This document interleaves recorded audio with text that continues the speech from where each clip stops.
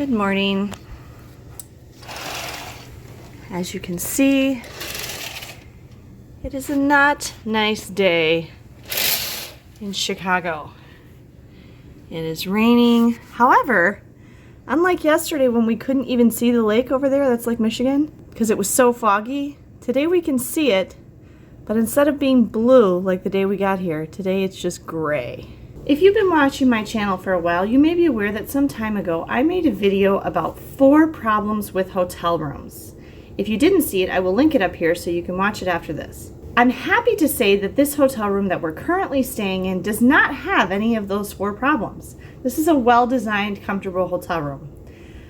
However, I've run into some new problems or additional problems with our hotel stay that I want to talk to you about in this video.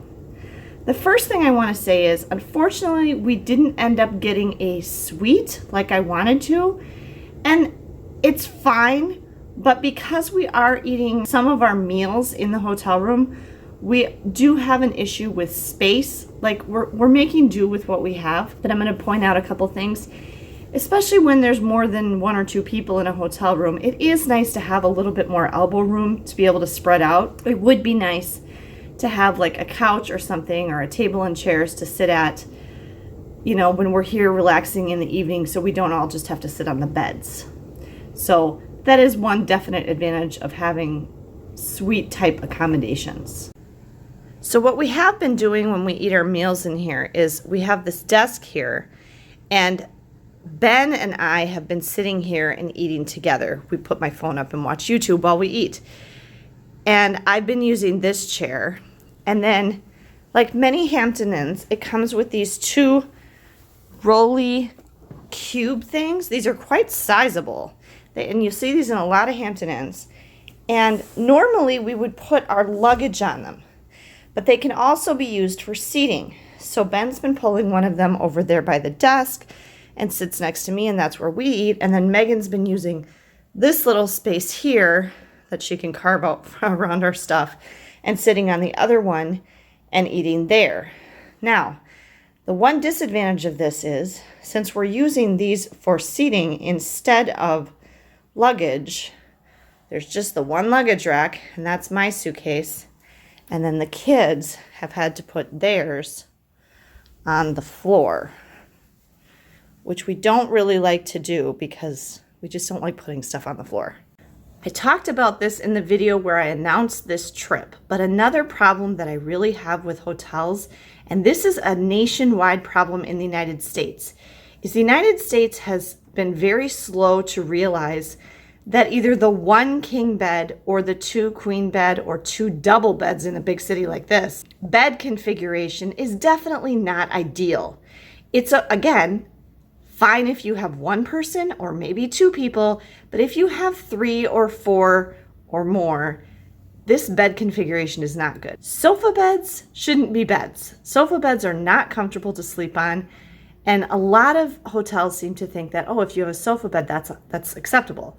First of all, that's not a good bed. It's not comfortable for anyone. And secondly, that messes you up for being able to use the sofa, which might be part of the reason you wanted that room. So they really need to catch up with Asia and Europe, who have a lot of different bed combinations. I mean, I've seen hotels in those places where there's 3 doubles, there's 4 twins, there's a queen and a double and a twin. I mean, they do all sorts of different things in Asia and Europe with beds that they don't do here in the United States. I mean, very rarely in the United States might you find, like, you know, like at Great Wolf Lodge or maybe a Homewood Suites. I know there's a Homewood Suites near Disneyland that's like this, where you have the option of like a queen or a king bed and then bunk beds.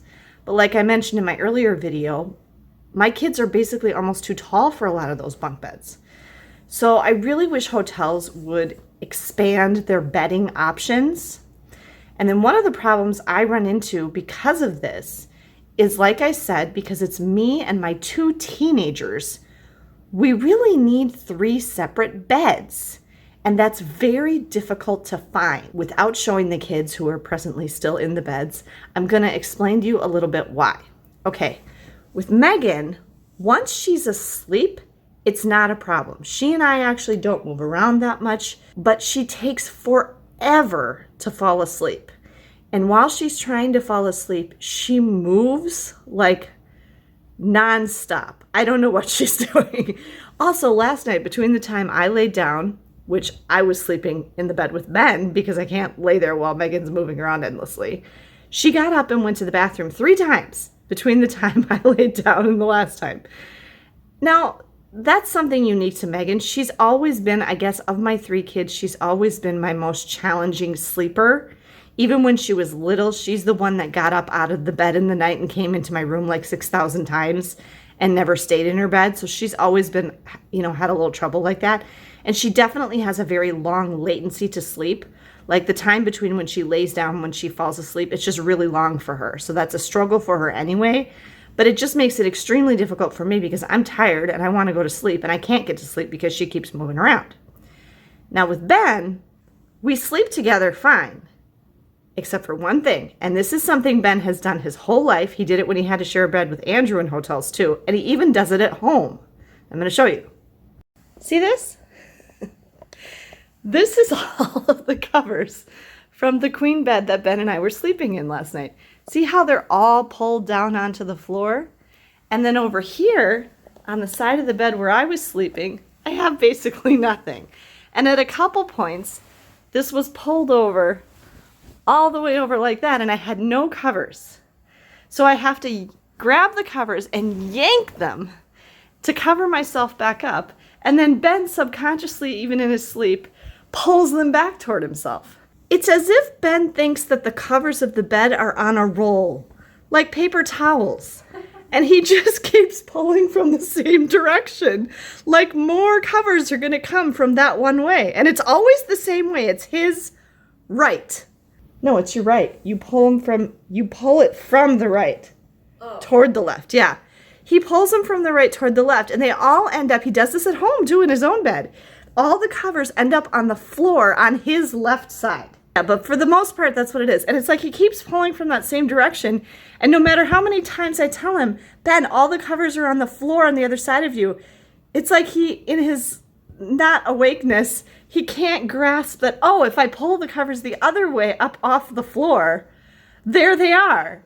And so I have to, if I'm sharing a bed with him, I have to keep pulling the covers up over both of us and back toward me, or I won't have any covers. And I had to do that, I don't know, 6, 7 times last night.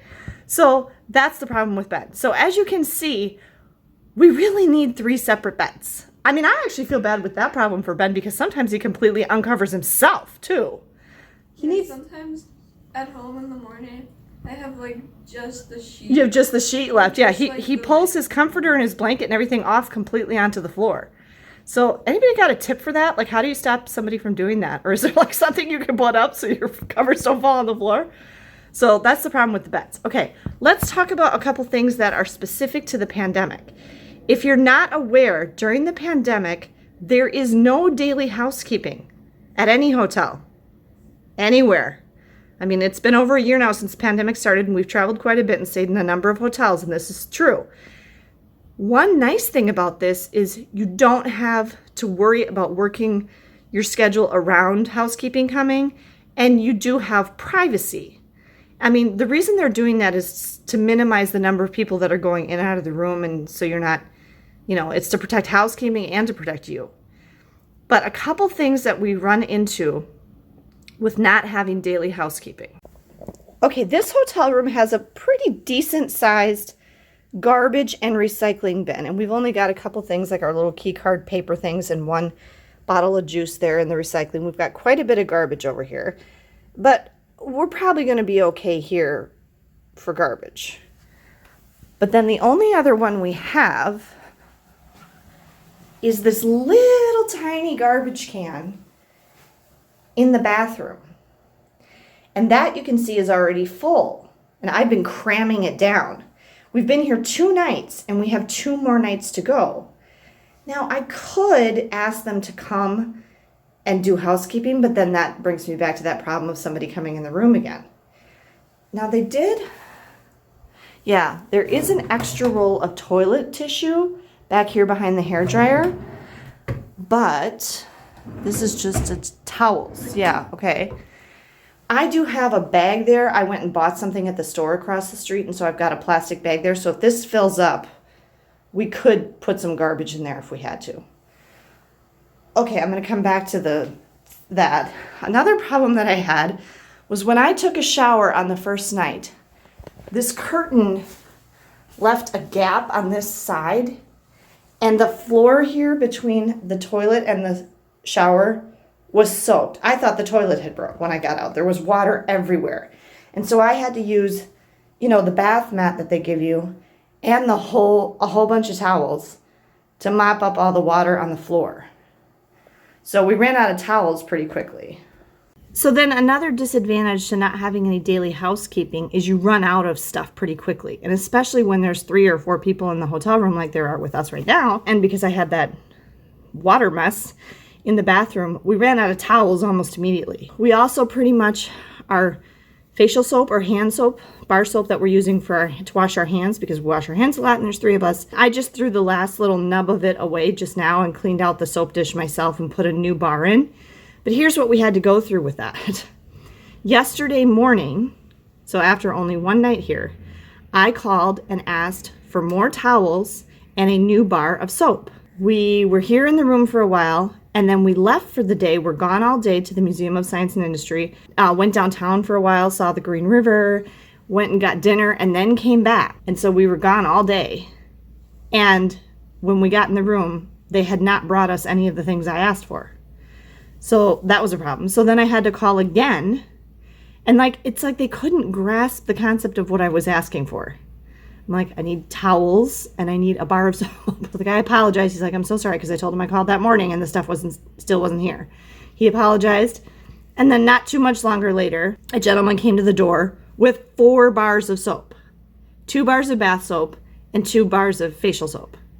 And Megan got the door because I was resting my ankle and elevating my ankle. And she said, thank you very much, but we still need towels. And we only needed 1 bar of soap. We didn't need 4 bars of soap. So those, some of those are going to go to waste. So he's like, oh, what do you need for towels? Even though I had already explained what we needed to the guy that I called at the front desk. So Megan explained again what we needed for towels. And the guy went wherever and was back very quickly and gave her like a whole new room supply of towels. But then, I don't know what, an hour or so later, we ran out of Kleenex. We ran out of tissues in the Kleenex box in our bathroom. And I looked around just now and there is no extra box of Kleenex in there. So I had to call again, and I'm feeling like a total pest at this point. Get this. I said, we need a new box of tissue. It's not a box. And oh, it's not? No. What is it? It's a pouch. It's a pouch of tissue, Megan says. But anyway, I said, we need a new box of tissue. I couldn't tell. It had that cover thing on it. And the guy at the front desk says, toilet tissue? And I said, no, not toilet paper, Kleenex, I said. And he goes, oh, Kleenex. Okay. And so then the same guy, right, Megan? The same guy, which at this point now we feel bad. I never have any cash. I really have to get better about this. I never have any cash. How about you guys? I never have any cash. And at this point, this is the third time that this poor guy has come to the door. And I really felt like we should have been tipping him. But I don't have any cash. So then he brought the Kleenex. So now we're probably good for supplies. But that is a challenge of staying at hotels during the pandemic, is you're going to run out of stuff. So have any of you run into any of these problems? What do you think? You got any solutions that I haven't thought of? One more thing I want to say. This door, these rolling doors are loud. Like when Megan got up to use the bathroom in the night and stuff, and when I was getting up early, they make a lot of noise. I would rather have a regular door. And they're hard to open. Yeah, they're Like when they're locked, like in place. Yeah, you have to really pull. It's like really cool. Yeah. Especially when it's closed like this. Right. See how it clicks? We're not a fan of these, especially since it's only one door for both the bathroom and the closet. If you enjoyed this video, please be sure to give me a thumbs up down below. And if you're not yet subscribed to my channel, I do all sorts of videos about travel related stuff and lots of things related to hotels. If you're interested in that, be sure you're subscribed so you don't miss any of it. Have a great day, everyone, and safe travels.